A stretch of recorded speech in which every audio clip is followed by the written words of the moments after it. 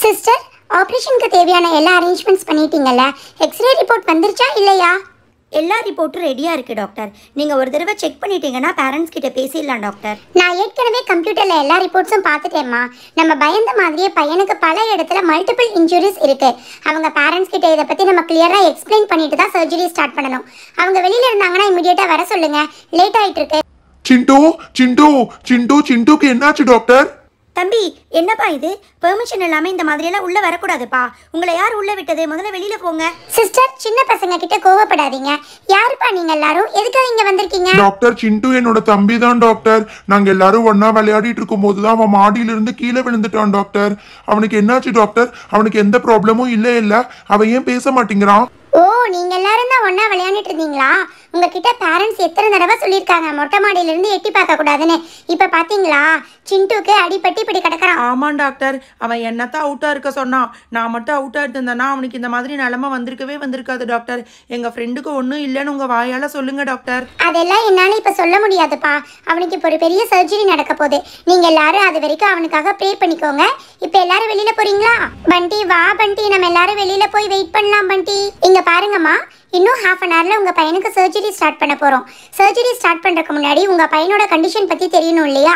Multiple injuries நடந்திருக்கு. Doctor, நீங்கள் என்ன சொல்கிறீங்கன்னே எனக்கு புரியல. என் பையனுக்கு ஒன்றும் பிரச்சனை இல்லைல்ல டாக்டர்? அதை எப்படிமா உங்களுக்கு புரிய வைக்கட்டும்? இங்கே பாருங்க, இதுதான் உங்கள் பையன் பாடியிலேருந்து எடுத்த எக்ஸ்ரே ரிப்போர்ட். இங்கே பாருங்க, ஒவ்வொரு எக்ஸ்ரேவாக காமிக்கிறேன். மேலே பார்த்தீங்களா, முட்டியில் நல்ல வேலை அடிப்படலை, ஆனால் தொடையில் நல்லா அடிபட்டுருக்குமா. கீழே பாதத்தில் பார்த்தீங்களா, ஃபுல்லாக டேமேஜ் ஆயிருக்கு. இந்த மாதிரி பாடியில் பல இடங்கள்ல அடிபட்டிருக்கு. ஹிப் போனுடைய எக்ஸ்ரே எடுத்து பார்த்தோம். நல்ல வேலை இடுப்பில் எந்த அடியும் படாதனால நம்ம தப்பிச்சிட்டோம்மா. அடுத்தது செஸ்ட் எக்ஸ்ரே காமிக்கிறேன். அதுலேயும் லைட்டாக அடிபட்டிருக்கு. இங்கே பாருங்க, உங்களுக்கு கிளியராக கிட்ட வச்சு காமிச்சாதான் புரியும். இங்கே பார்த்தீங்களா, நேராக வந்து செஸ்ட்டில் லேண்ட் ஆயிருக்கான்னு நினைக்கிறேன். அட கடவுளே, என்ன டாக்டர் இது? பல இடங்கள்ல உடம்புல அடிபட்டு இருக்க மாதிரி இருக்கு. டாக்டர், இது காலு தானே?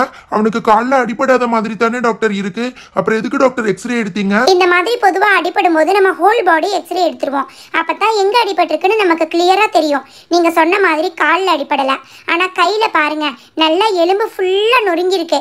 கீழே விழுக்கும்போது கையில் லேண்ட் ஆகிட்டான்னு நினைக்கிறேன். அதனால எலும்பு ஃபுல்லாக ஃப்ராக்சர் ஆயிருக்கு. அட கடவுளே, இப்படி இருந்தா அவனால எப்படி டாக்டர் எழுத முடியும்? கையில் இருக்கிற எலும்பு ஃபுல்லா நொறுங்கிருச்சு போல இருக்கு. ஆமாம்மா, நீங்க சொல்றது ரொம்ப கரெக்ட் தான். அவனால ஒரு 3 மந்த்ஸ்க்கு எதுவும் எழுத முடியாதுமா. டாக்டர், இது ஹெட் எக்ஸ்ரே தானே? அவனுக்கு தலையிலயும் எதுவும் அடிபடல. சித்தி இங்க பாருங்க, அவனுக்கு தலையில சுத்தமா அடிபடல சித்தி. ஆமாம்மா, இந்த பையன் சொல்ற மாதிரி அவனுக்கு நல்ல வேலை ஸ்கல்லில் அடிபடல. ஆனா நம்மளோட பேட் லக் என்னன்னா, அவனுக்கு கழுத்துல நல்லா அடிபட்டிருக்கு. அதனால கழுத்துலயும் ஒரு சின்ன சர்ஜரி பண்ண வேண்டியது இருக்கு. என்ன டாக்டர் இது? உடம்புல ஒரு பார்ட் இல்லாம எல்லா பார்ட்லயும் அடிபட்டு இருக்குன்னு சொல்றீங்க?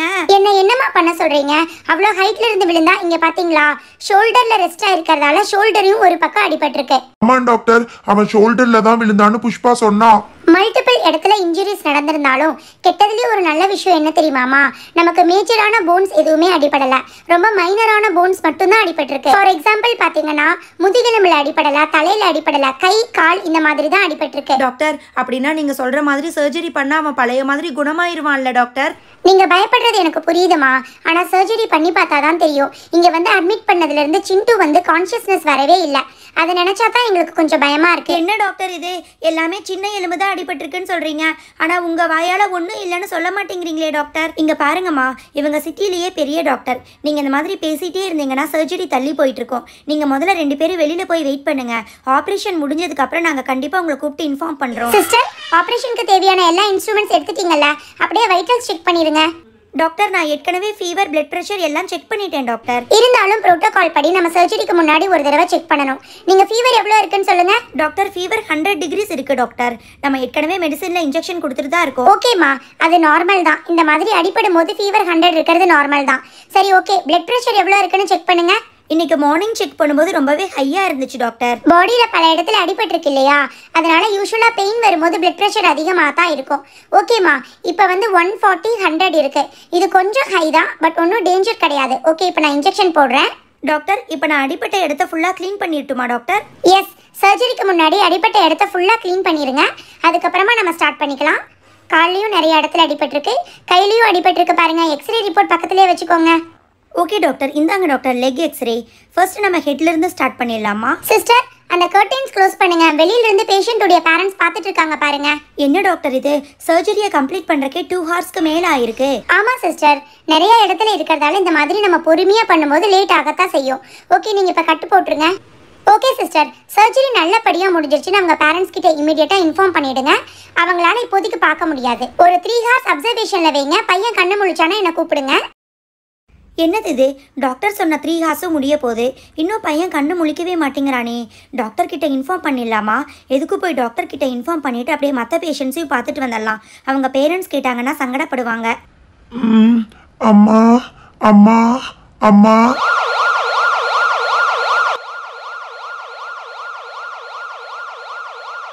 என்னது இது, இந்த எமர்ஜென்சி சைரன் நம்ம இல்லாதப்ப பேஷண்ட் சத்தம் போட்டால் தானே அடிக்கும். இப்போ ஆனால் பேசாமல் படுத்து தூங்கிட்டு தானே இருக்கான். பையன் லைட்டாக அசைகிற மாதிரி இருக்கே. ஆமாம், உண்மையாகவே பையனுக்கு கான்ஷியஸ்னஸ் வந்துருச்சு. நம்ம இமீடியட்டாக போய் இன்ஃபார்ம் பண்ணிடலாம். சிண்டு அட்டெண்டர் இருக்கீங்களா? சிண்டு அட்டெண்டர், சீக்கிரமாக உள்ளே வாங்க. பையனுக்கு கண் முழிக்கிற மாதிரி இருக்கான். நீங்கள் சீக்கிரமாக உள்ளே வந்து பாருங்கள். நல்ல வேலை, பையனுக்கு நினைவு வந்துருச்சு. டாக்டர்கிட்டையும் இன்ஃபார்ம் பண்ணிட்டு வந்துடலாம். என்ன டாக்டர் இது, பையன் கண்ணு முழிச்சிட்டான்னு சொன்னீங்க, இங்கே வந்து பார்த்தா கண்ணை மூடி தூங்கிட்டு இருக்கான். நீங்க பதட்டப்படாம டென்ஷன் ஆயிருங்கம்மா. கான்ஷியஸ்னஸ் எல்லாம் கொஞ்சம் பொறுமையா மெதுவா தாம்மா வரும். அம்மா அம்மா அம்மா. அக்கா, அம்மா அம்மான்னு என்னதான்க்கா கூப்பிடுறான். சிண்டு சிண்டு, கண்ணை முழிச்சிட்டியாடா சிண்டு? Very good. நம்ம எக்ஸ்பெக்ட் பண்ணதை விட கொஞ்சம் டைம் அதிகமானாலும் பையன் கண்ணை முழிச்சிட்டான். சிண்டு, என்னடா நீ எல்லாத்தையும் இப்படி பயப்படுத்திட்டியே. நல்ல வேலை இப்பவாவது கண்ணை முழிச்சியே. நான் எப்படி இங்க வந்தேன்? எனக்கு ரொம்ப வலிக்குது. சிண்டு, எல்லாத்தையும் நீ மறந்துட்டியா? நம்ம எல்லாரும் சேர்ந்து ஹைட் அண்ட் சீக் விளையாண்டுட்டு இருந்தோம்ல, அப்ப நீ வந்து மொட்டை மாடியில இருந்து எட்டி பார்த்து கீழே விழுந்துட்டடா. ஆமாண்டா சிண்டு, நீ என்னதான் அவுட்டா இருக்க சொன்ன.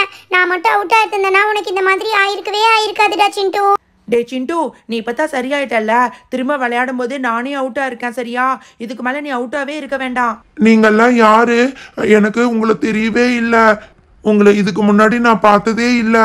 நீங்க சொல்றது எனக்கு எதுவுமே ஞாபகம் இல்லை. அட கடவுளே, டாக்டர் என்ன டாக்டர் இது? பசங்களை எல்லாம் சிண்டுக்கு ஞாபகமே இல்லை, என்ன மட்டும்தான் டாக்டர் ஞாபகம் இருக்கு. நீங்க யாருன்னே எனக்கு தெரியல. ஆமா, எங்க அம்மா எங்க போயிட்டாங்க? டே சிண்டு, என்னடா இது, உங்கள் அம்மாவே உனக்கு ஞாபகம் இல்லையா? என்னையாவது ஞாபகம் இருக்கா இல்லையாடா? நான் உன் பெரியமாடா. இல்ல இல்ல, எனக்கு நீங்க இங்க இருக்கிற யாரையுமே எனக்கு சுத்தமா ஞாபகமே இல்ல. சித்தி, எனக்கு தெரிஞ்சு சிண்டு நம்மள பிராங்க் பண்றான்னு நினைக்கிறேன் சித்தி. நோ நோ நோ நோ, இது பிராங்க் எல்லாம் கிடையாதுமா. நான் சொல்றத பொறுமையா கேளுங்க. அவனுக்கு ஒரு பெரிய சர்ஜரி நடந்ததுனால அவனுக்கு அதுக்கு முன்னாடி நடந்த எந்த விஷயமும் ஞாபகம் இல்லம்மா. டாக்டர், என்ன டாக்டர் சொல்றீங்க? இதை பத்தி நீங்க சர்ஜரிக்கு முன்னாடி எதுவுமே சொல்லவே இல்லையே டாக்டர், இப்படி சொல்றீங்களே. நீங்க இதுல கோபப்படுறதுக்கு எதுவுமே இல்லம்மா. நீங்க எங்க வேணாலும் யார்கிட்ட வேணாலும் போய் கேட்டு பாருங்க. இவ்வளவு பெரிய சர்ஜரிக்கு அப்புறம் இந்த மாதிரி நடக்கிறது சகஜம்தான். டாக்டர், நீங்கள் சொல்கிறத பார்த்தா ஞாபகம் வருமா வராதா டாக்டர்? எங்களுக்கு புரியுற மாதிரி கொஞ்சம் சொல்லுங்க டாக்டர். எத்தனை நாள்ல ஞாபகம் வரும்னு என்னால ஷியூரா சொல்ல முடியாதுமா.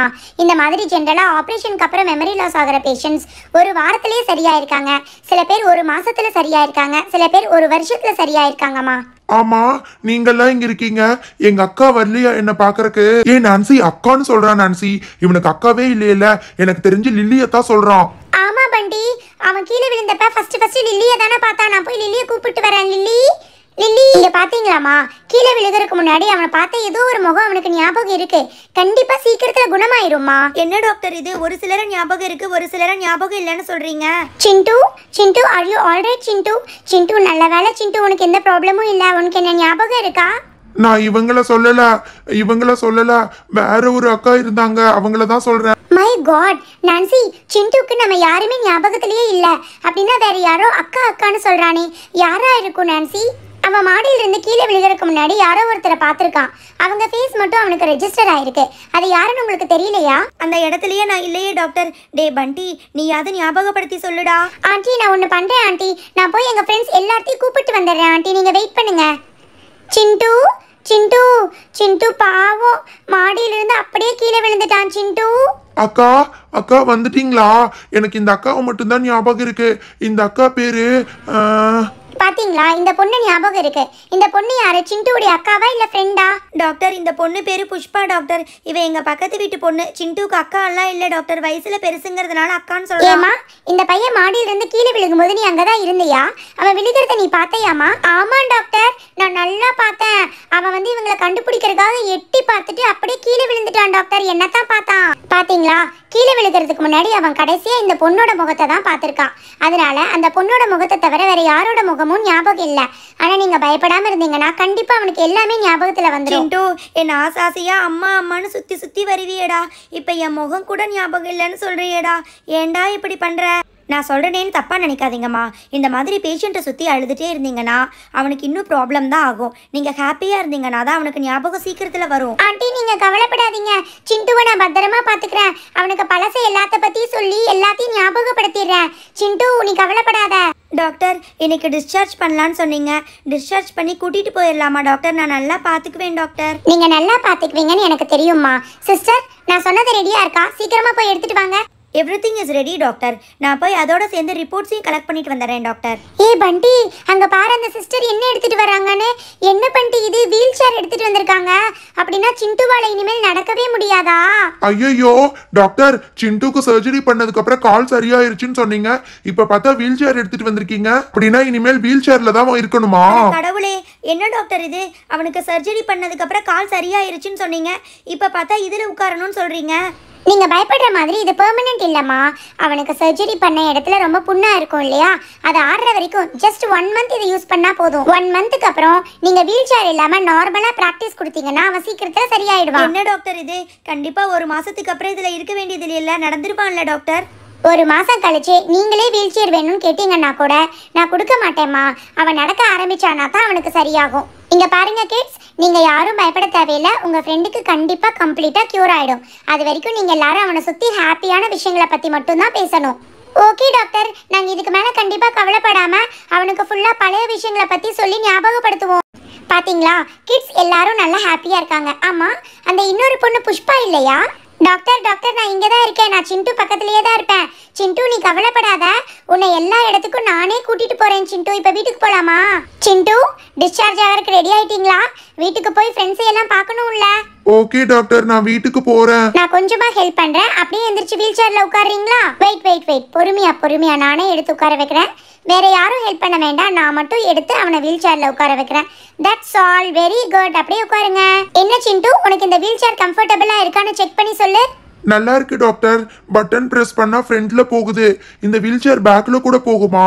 எனக்கு பிடிச்ச இடத்துக்கெல்லாம் நான் இந்த வீல் சேர்லயே போலாமா டாக்டர்? கண்டிப்பா நீ பிடிச்ச இடத்துக்கு எல்லாம் போலாம் சிண்டு.